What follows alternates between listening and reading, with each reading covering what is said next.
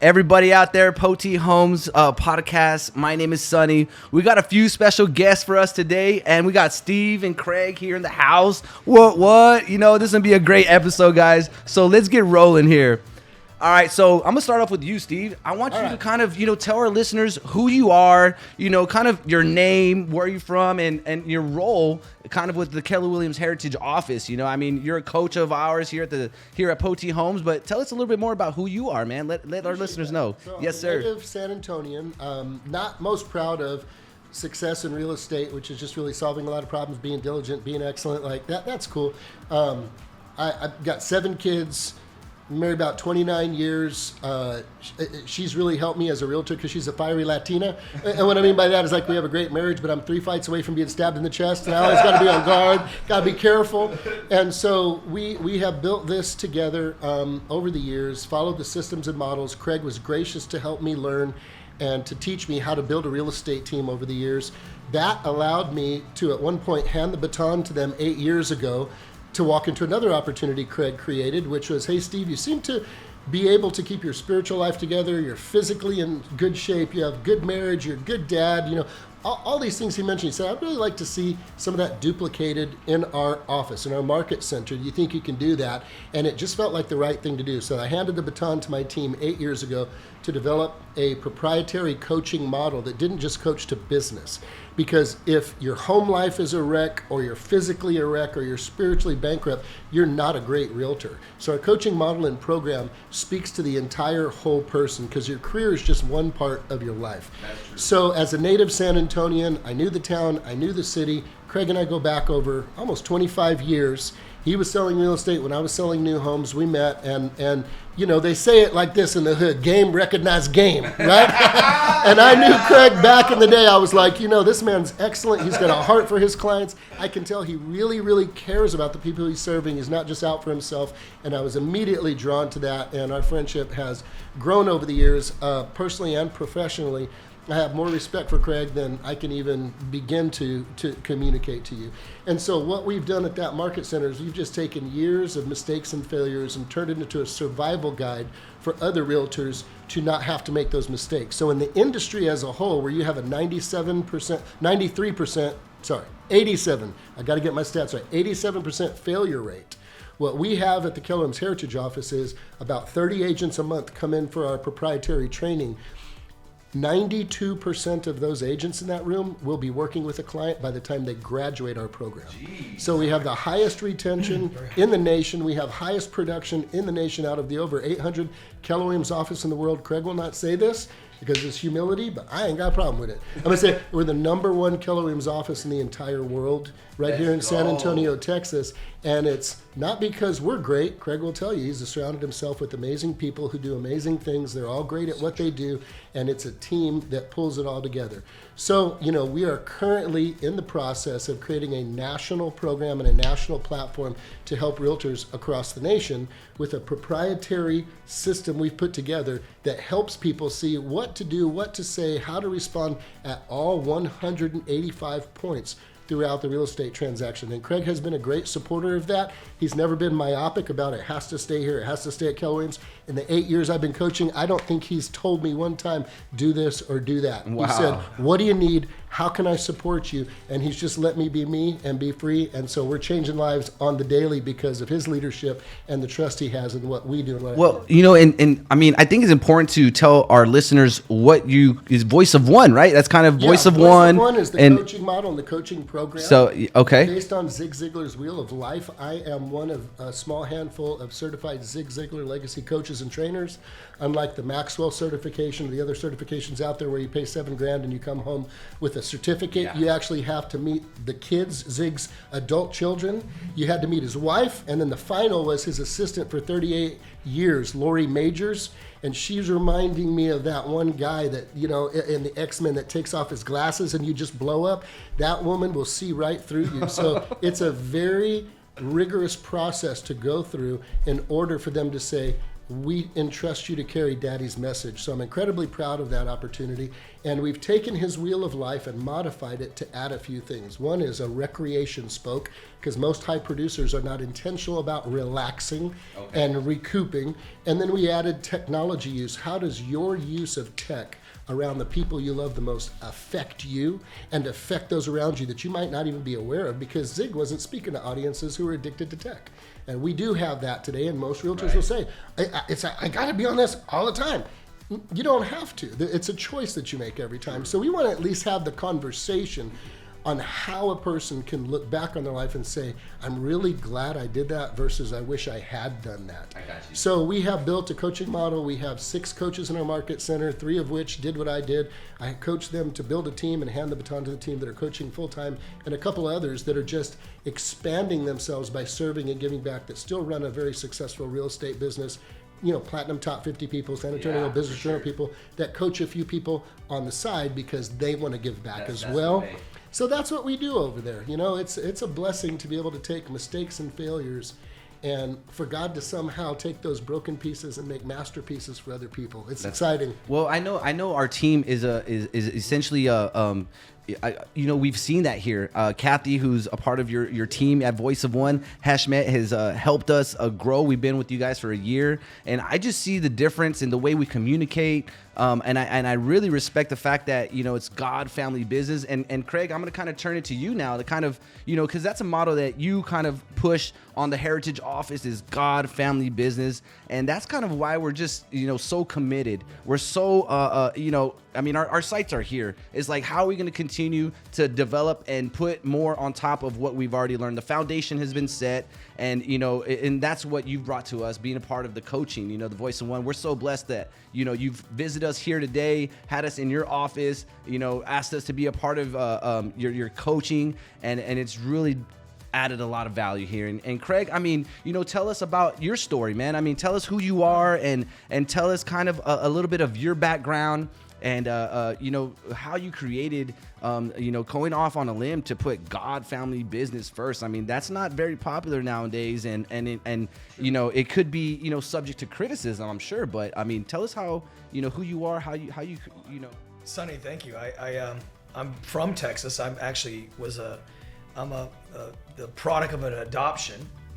My birth mother in the '60s was kind enough and loving enough to and selfless enough to give me up for adoption to the state of Texas, and I ended up in San Antonio, Texas, with a loving mom and dad that couldn't have children, and very, very humble beginnings. You know, very blue collar, good people, and very faith based.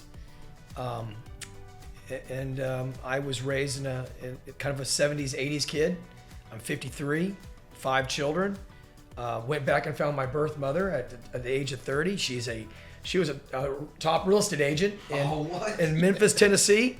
My mom was a real estate agent that adopted me, and I grew up in a real estate household. Got my license when I was 18, and my education stopped at high school. Went to a couple semesters of college and said, I'm not sure if this is for me. Mom said she always thought I would be good in real estate. So I entered in real estate in the late 80s, 90s. I had quite a bit of, I will say, Steve and I got to say for the record, I went close to 18 months without one sale. I was frustrated, fed up, didn't think, you know, that I had it, what it took to be a good real estate agent. And over the years, and with some patience and some guidance, and I'm going to say that, you know, basically the 3 things I think that's guided our company, which I'm thankful to be around people like Steve and you, Sonny, is that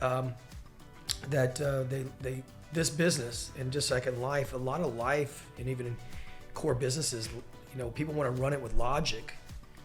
It's, you know, sometimes your spirituality, especially faith, is not logic.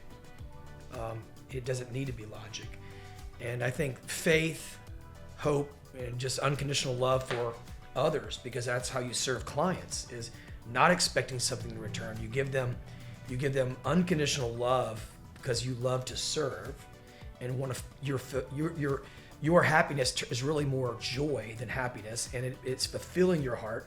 So you want to give more, and in doing so, the result is quite often a successful business owner like yourself, or in the companies that we've had.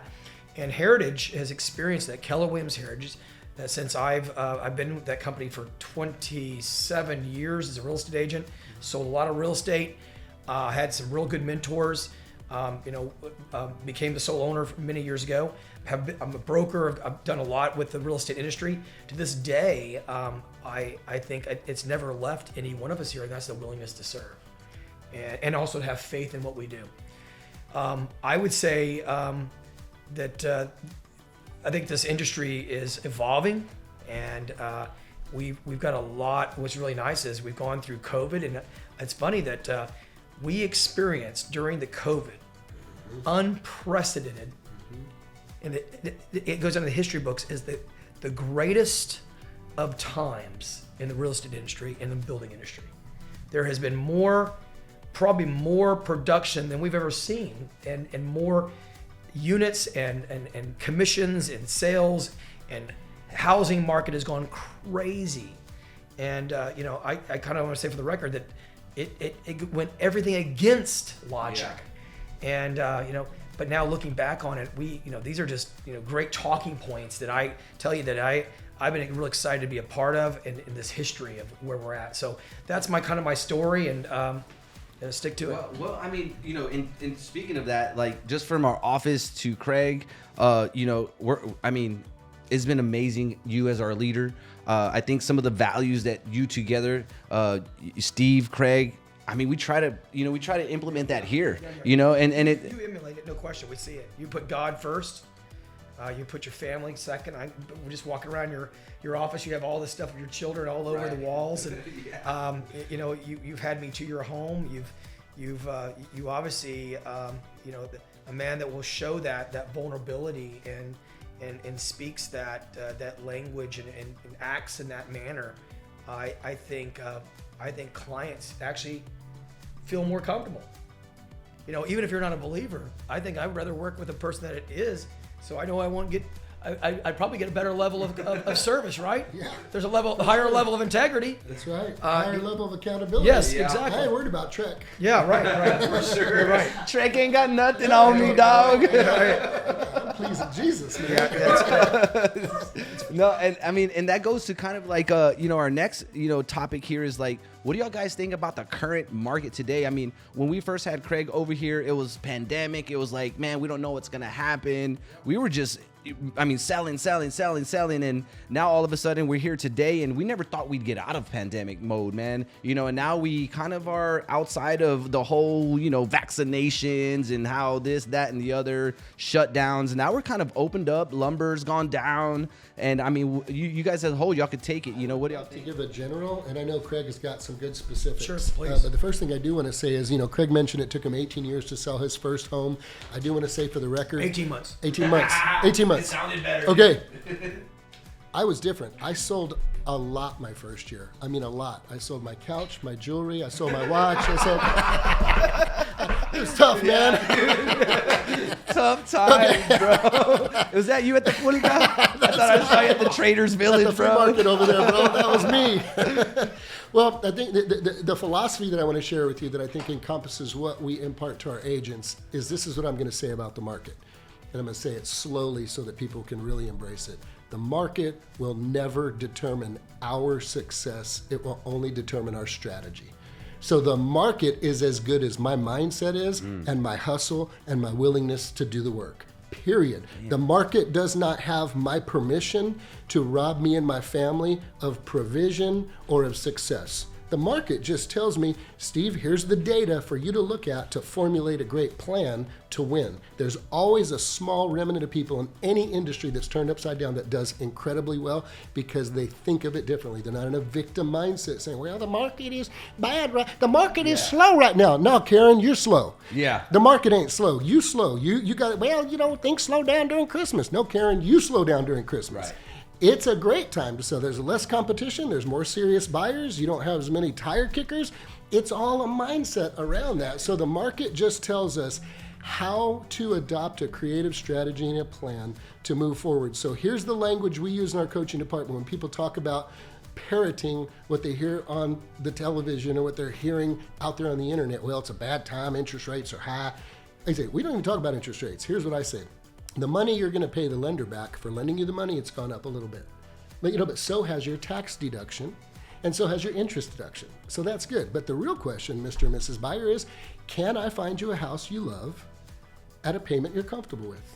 Yeah, I can still do that. So interest rate isn't even a part of this conversation. Don't let the media narrative take over the fact that I can still find you a great house at a payment you're comfortable with. And sellers, we're still in a very, very tight market when it comes to inventory. So we're still able to help our sellers make the most of it. So when people ask me about the market, what I really lean into, Sonny, more than anything is, what is your mindset about the market as a fiduciary representative to your clients? Because if you believe you're a victim of the market, you are a victim of the market. Period. That's what I have to say about it. No, that's well said, man. And Craig, I mean, I know you probably have a little something to share, and I appreciate that. That was excellent. He just hit on a solid point for any of you out there that really want to take what Steve just said and learn a little bit more about perspective. There was a book that was written a few years back. It's called "Who Moved My Cheese" by Spencer. I think Spencer. Yeah, Spencer. It was his last name. But it's a small book, and it really talks. It gives you a perspective that in the book it talks about two little people named Him and Ha, and two mice named Sniff and Scurry. Mm-hmm. And I know it sounds stupid, but it is really it's funny. The book you can read it in literally one evening, maybe on a couple glasses of wine. You'll finish it very quickly. You'll laugh, but it is funny because what it does, it talks about human beings being who we are, and mice being what they are. And the mice it's a maze, and basically it's a book about. Cheese was in a maze at a certain location, and every day the mice and the little people, Sniff and Scurry and Him and Ha, have gone through this maze daily and have always gotten their cheese. And they were all they had a very strong abundance mentality. They lived a life of luxury. Down in Poteet, Texas, they had unlimited strawberries. And what basically happened in the book is they all woke up one day and the cheese was gone. Imagine in our lives where like COVID or interest rate increases or lumber prices or something happens in our lives such as a fatality or just some type of disease. Things happen. Shit happens. Yeah. That's part of our world. And unfortunately, or fortunately, being mice, they figured out very quickly that once the cheese was gone, they went back on the maze immediately to find cheese elsewhere. And they were behaviorally designed as mice.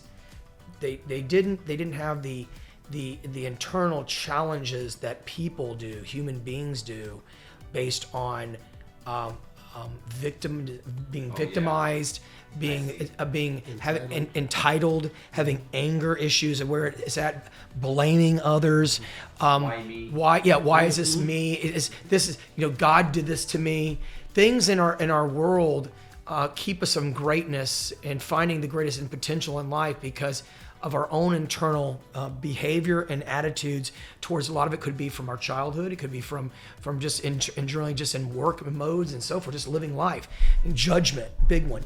So what the book does by design, it takes you through these patterns where the little people, little person decides to go off and find the cheese elsewhere and finds greatness again.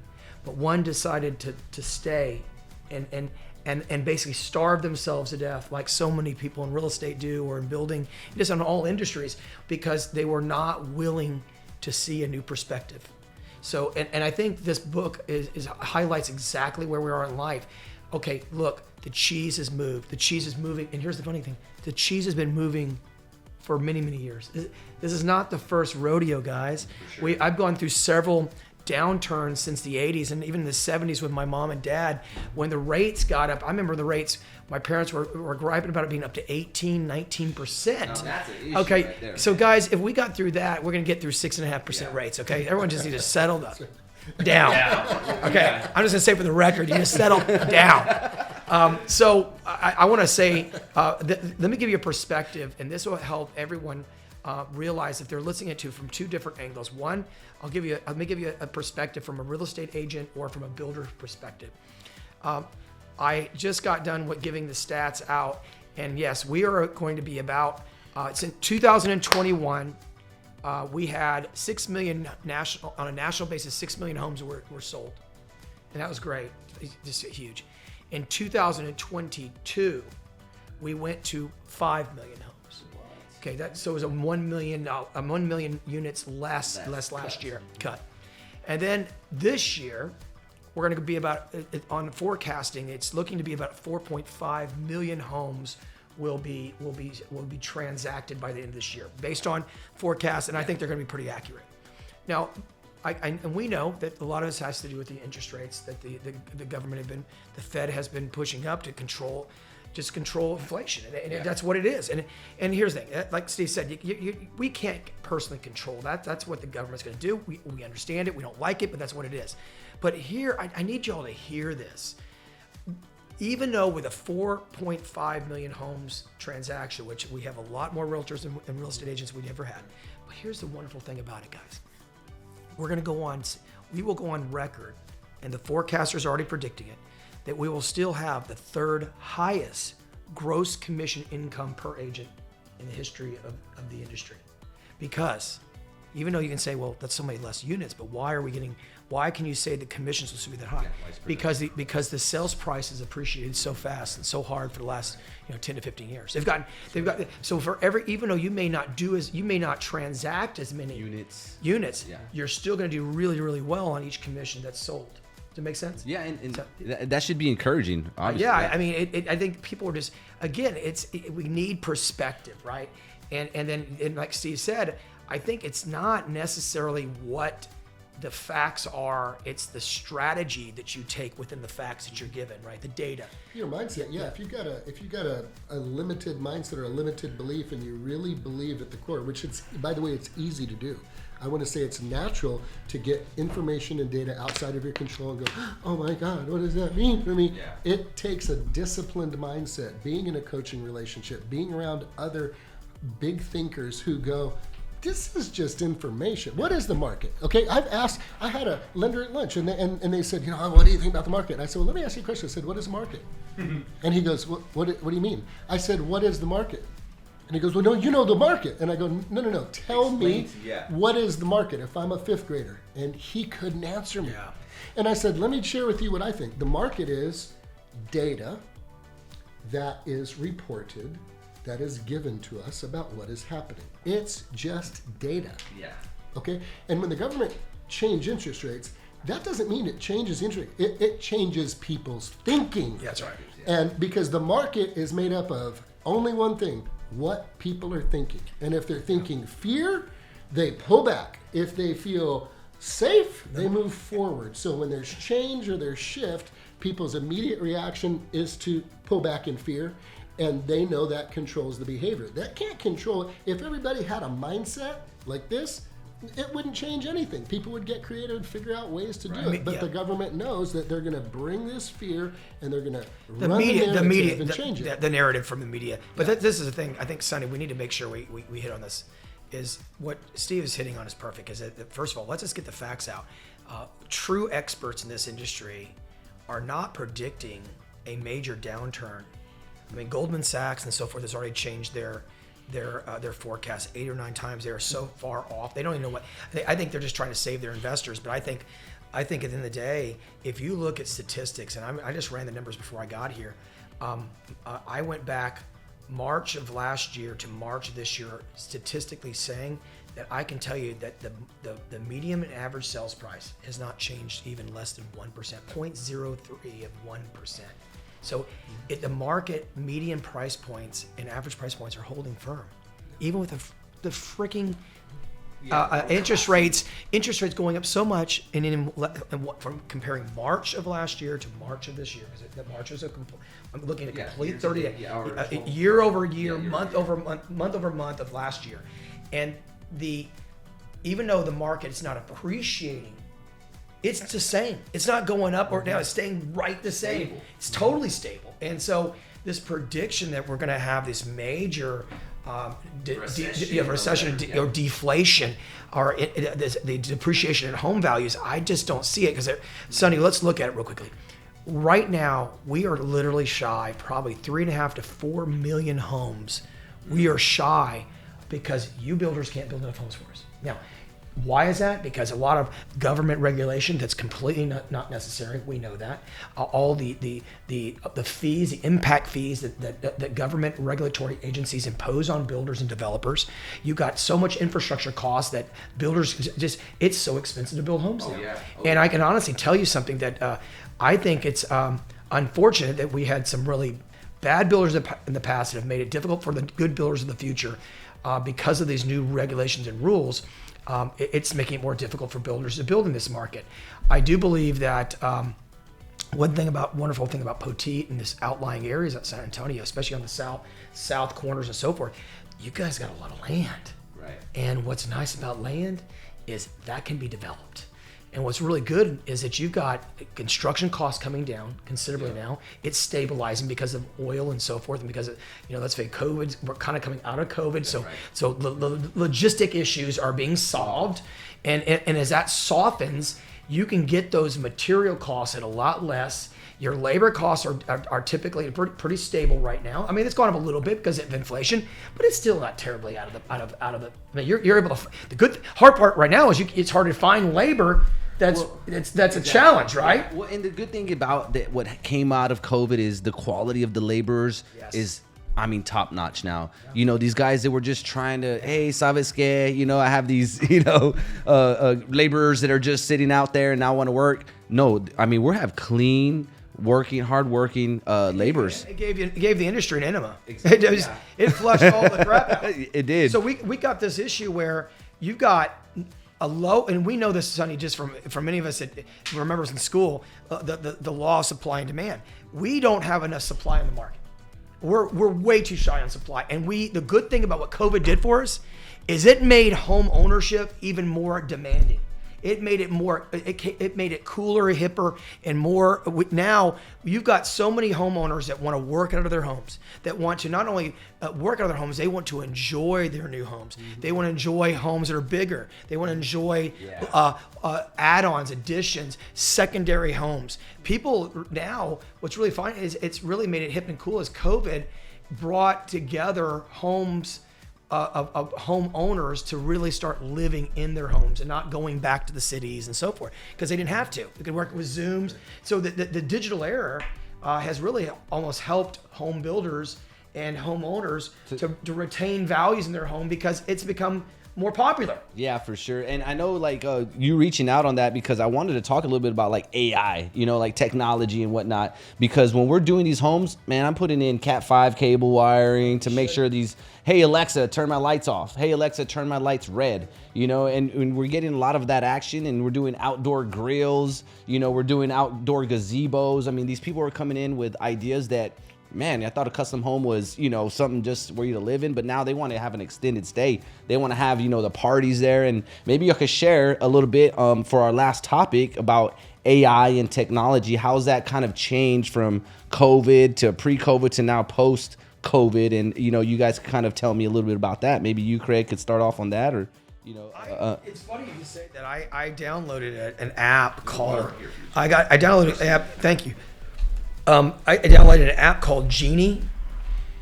That's Genie. I did too. Genie. It's Chat GTP. Too. This is the coolest app I have ever seen. Write that down. It's Genie. Genie. It's just GENIE. Who is Craig Owen? He is a sexy ass bald guy. You see that? That's crazy. How do you do that? That's on point, bro. This is revolutionizing. This AI has revolutionized our industry. It's revolutionized. It's almost scary. It is. You can sit there and have it write an entire description on homes, on listings, on if you need to write a paper on building a property in the hill country. It is amazing the amount of AI that goes into this, and it's almost scary. I do believe this is going to have an effect on our market, in our industry. I think some of it will be good. I think some of it will be it's going to be abused. Policy probably. There's going to be it's going to be abused. Also, people putting it on and just basically copying it for. I've ever been told that copying it and putting it on Google and trying to make it better for your SEO. They're at Google and they're already ahead of the game. They're already looking at it, knowing that if you're plagiarizing everything, it's gonna see it. It's gonna know it. So yeah, AI is it's a thing. I'm excited for embracing the technology. But end of the day, but also just keep in mind, end of the day, artificial intelligence, just like social media, just like Instagram, YouTube, Facebook, it doesn't change the relationship, the belly-to-belly relationship and local relationships that we have that are required. Facts, man. For us to do the very best in these businesses. For you to be an expert in Poteet, I don't believe Genie or a Chat GP or some AI that's in the sky from Washington or from Seattle is going to know the marketplace better than Sonny Estrada and his team down in Poteet, Texas. No matter what. I think that's boots on the ground, and your ability to know that the consumers in this market are so critical. I think AI can help. Right. It will enhance it, but I do not believe it's going to replace any person. Well, and that kind of goes along with some of the coaching that you teach in our squad about our team about, hey, it's not about transactional relationships. It's about being able to kind of have that actual relationship that's going to be long lasting and feeling that they have that trust. And it's not just about like, oh, okay, yes, or thank you, it was a great job serving you, next, mindset. And I think that's a lot of what we've learned being, with the voice of one. And I guess that's kind of what, to your point there, it's not all about AI. Steve will even say it. I think one of the greatest lines I've heard him say, I've heard you mentioned it's in these relationships, or being experts, it's not how much you know, it's how much you care. I mean, I see we have so many of these people out there as functionary people, and AI is very functionary. It's data. But when you start taking that and you put it with a caring heart individual that's an expert that takes that data and truly cares about a fiduciary relationship, being a builder or a realtor, to help the consumer, which typically does not have those same expertise. That caring, that's what people want. I think there's two questions as leaders we need to ask ourselves from this point forward. We say, and people are asking us, they just don't say it. They say, does this person, first of all, can this person help me? And number two, which is more important, the first question is, how much do they really care about me? Mm-hmm. And Steve, you can expand on that, because I think you know this better. Yeah, thank you for that. Well, I think, I stand on the shoulders of giants. I do a lot of reading and research and study. So, I do spend an hour and a half quiet time every morning formulating and working on my own creativity, my own ideas. But it comes from a lot of other people's. And that's Zig Ziglar's the one that said that people really don't care how much you know until they know how much you care about them. Mm. And I do want to say one thing for the record, because it does piss me off a little bit, and it's this. Artificial intelligence will never compete with divine intelligence. Let's go. So who are you listening to? And who are you trusting in? Is a question that I like to ask. And so, people have heard of prayer, that's talking to God, and people hear meditation, that sounds a little woo-woo. No, that's just sit down, be quiet, and just listen. You'd be surprised what might get dropped in your heart or your mind and your spirit when you're waking up every day saying, I want to serve people. I want to use my gifts and talents to help people, to make a difference. You're going to get some help. If you're not a person of faith, and like Craig said, if you're going to step into just logic and transaction for efficiency, you may have a good system, but you're not going to build a long-term business that is fulfilling for both you and your clients, because no AI can demonstrate heart and caring for a client. But the good news is, I don't care if a realtor is brand new, I don't care if they're just getting started. If they really care about their clients, people know. When I speak to rooms, I always hope there's a lot of ladies, and I always ask the ladies. We've got ladies in the room today. So I'm going to ask the ladies that are off screen right now. Ladies, when a creepy guy comes into the office, does he have to go, hey y'all, I'm creepy as hell? Does he have to announce himself, yes or no? No. How do y'all know he's creepy though? How do you know? How do you know when a creepy guy's a creepy guy? His actions speak louder than his words. Well, He carries. presence? Is it a sense? Is it a feeling? Okay, that's real. Okay, there's study and research out right now showing when people say I have a gut feeling, that if you can imagine a jellyfish with long tendrils, they have discovered now that there are long hair-like tendrils that go from the brain into the gut that pick up vibrational frequencies. Thoughts send out energies. And so just as ladies know, they get a vibe. We got no empirical data. We got no history, no dossier. I don't know guy's resume, but something's creepy. Something's off. Well, the same is true when you care. People can feel it, and they know that. And AI can be a tool that realtors can leverage to maybe expedite a few things where they're lacking in creativity, or maybe gathering data and information. But as Craig said, it's never going to take the place of another human being looking you in the eyes and saying, well, let's go through the house together and let's take a look at what these challenges are. How can I work on this? What solutions can we come up with together? Now you might take AI. What do I do when the seller says the house is good but the foundation is jacked up? You know, call a lawyer, right? Whatever it may be. So I think if it's leveraged as a tool rather than being something we depend on, then it can be a really good thing. But just like I have never seen a gun get up and shoot people. That's right. I have never seen a fork make anybody eat. I mean, the tool is the tool. It's the person who's using it. I've seen a steak do that too. A good steak I've seen the steak do that too. That Or a tomahawk the crawled tomahawk, off the plate into Craig's mouth. Yeah, that did. Hit my belly. At least I'm being victimized for a second. It made me eat it. I think. Or that good glass of Poteet wine. Strawberry wine. Yep. Locally produced. It was Sonny's fault. I had. Well, It's not gonna happen. It's not I'm gonna happen. excited to see what's going to come of it. But again, I think it's just a tool. If I was to get weird, and I like to get weird every now and then because I don't want to get stuck in a box. If I was to get weird, I would say my only concern came from about 25 years ago when I watched the first Terminator. When that came out, and they had this conversation that was unbelievable at the time because there was nothing like it. At this time, the artificial intelligence became self-aware and realized that they could nuke everybody and then they could take over the world, run by robots. That trips me out a little bit that they were talking about that 25 years ago. I don't see how it could become self-aware. I do see how it could understand all of the systems and conclude, I could do my own thing. I don't need these people, and God only knows what could come of that. It doesn't keep me up at night, but there's a little part of my brain that says, and that comes from one thing. I listen to Elon Musk. It's the only time I've seen him concerned, is when they interviewed him and asked him, what is your biggest fear and concern with everything going on in the world this day? He said, AI is my biggest fear and concern. Because if it becomes self-aware in any capacity, you have no idea what manipulation, it's capable of doing. Exactly. And when Elon said that, I thought, I'm going to just tuck that away in the side of my brain. But again, just as the market doesn't determine our success or strategy, what happens outside of my control that I can't control doesn't have permission to control my attitude, my mindset, or my gratitude, or the way that I serve people. Does it mean I'm going to have to work harder? Does it mean I have to work longer? Does it mean I'm going to have to put in more hours?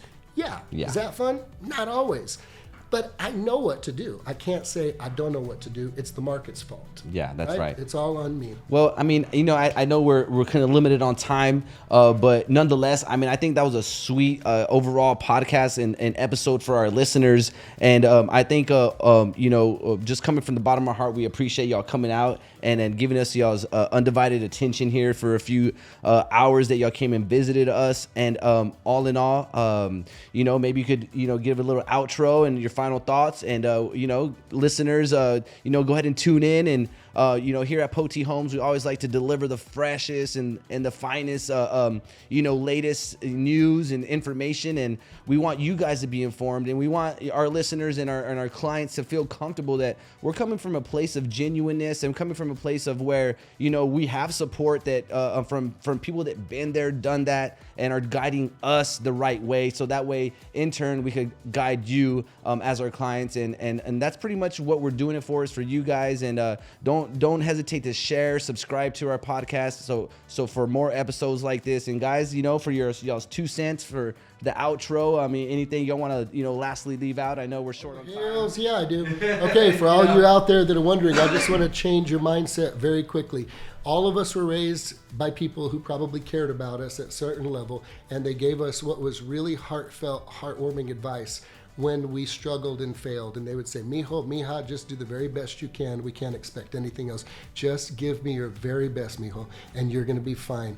And when our best didn't work out and it didn't produce the results, we had peace because we said, I did my best. Yeah. And my tío, my tía, my abuelita said, hey, I just did my best. I'm going to tell you, it was from the heart, but it was terrible, terrible advice. My parents gave it to me too. And here's the reason why. When you're not getting the results you want, and from your heart you can truly say, I've done the very best I can, that's not the time to throw in the towel or be okay with it. That's the time to ask yourself this question. I've done the very best I can. Now, what is the best that can be done? What's the best that can be done? And now you unlock a part of your mind to go off on a creative journey and search for relationships and resources that will open up opportunities for you to discover new ways, because you shut the brain down when you go into that old mindset. So if you find yourself stuck anywhere in your life right now, ask yourself, what's the best that can be done, and see what happens. That's well said, man. Dude, I just want to finish that. I'm not going to even try to compare or even say that is the best. I want to end on that note, but I just want to give a big plug out there for Sonny Estrada and his home team. If you guys are looking for a home or you're looking to build, I can't imagine you selecting anyone other than his team here. What a cool office, what a cool vibe. There's such an awesome, positive, productive culture built around. I can see that you put God in this team here. I sense it. I can see that you guys have got a great following. And I truly think if I was building a home down here in Poteet, or I'm looking for my next home purchase, or representing me in the next sale of my home, I should be giving you guys a call. You guys are doing an amazing job, and I'm so proud to see that you are top agents in my company and out of San Antonio here in Poteet. Let's go. I'm just impressed. I love coming out here, so thank you. Thank you for giving us an opportunity to come out here and share a little of your home with us. Thank you. Sure, the privilege is ours, and we do travel outside of Poteet area for custom home building, so please consider that as an option when you're considering your custom home building needs. But all in all, guys, thank you guys for joining us on this episode. God bless you guys, and thank you guys again, man. It was such an awesome time here, guys. All right, appreciate you, Craig. Appreciate it. Appreciate you, brother. Thanks, Steve. Thank you so much, man. All right, peace out, guys. We'll see you on the next one.